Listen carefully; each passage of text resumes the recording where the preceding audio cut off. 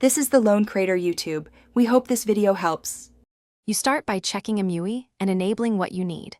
Open Settings and verify the EMUI build so you know which options appear. Once done, enable developer options by tapping build number 7 times in About Phone because some hide methods require it. Make sure your device has over 20% battery and is on Wi-Fi to avoid interruptions. Now go directly to System Settings and Navigation or Developer Options depending on your EMUI version, and be ready to change the bar behavior.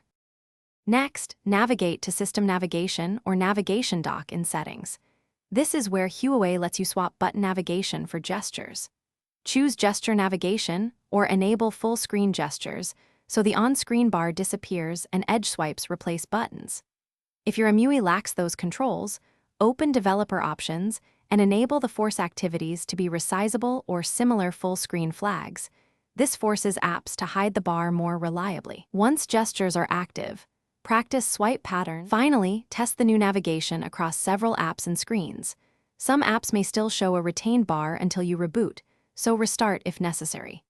If gestures fail or options are missing, consider a trusted third-party navigation app from Play or App Gallery, but be careful with permissions and compatibility. If problems persist, clear Settings App Cache or reset navigation preferences in System Settings to restore defaults and retry. One key troubleshooting tip: if gestures intermittently stop, toggling Developer Flags off and on plus a reboot often resolves.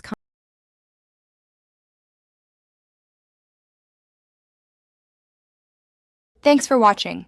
Consider subscribing if we helped you.